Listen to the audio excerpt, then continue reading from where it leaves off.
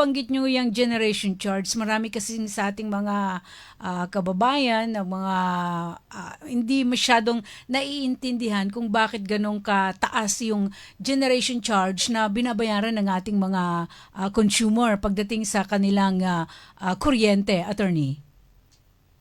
Ay, tama yun kasi marami din kasing component yung generation charge. Ah, Yung isa dyan ay mula doon sa mga power supply agreements okay. na kinukontrata ng ating mga distribution utilities. Mhm. Meron din kung bumibili sila sa WESM, magkakaiba yun Yes. bawat distribution utility kung ano yung pinagkukunan nila ng supply ng kuryente. Mhm. Doon ba sa mga nakontrata o kasama doon sa WESM. Kasi Okay.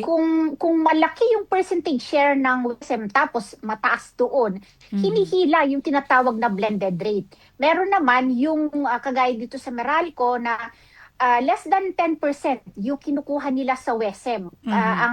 Ang 90% doon ay galing sa mga kontrata nila, doon sa mga ibang sa mga power suppliers nila. Kaya lang yung mga power suppliers kasi nila, yung meron yung coal-based, hindi siya yung renewable.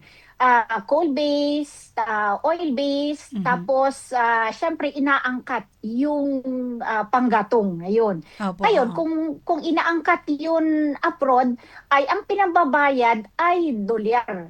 Mhm. Kaya kung bumababa yung halaga ng piso kontra dolyar, mas malaki din yung piso na kailangan para makabuka ng isang dolyar. Kaya lahat-lahat ng yun ay nakakadagdag doon sa babayarin natin, doon sa generation charge.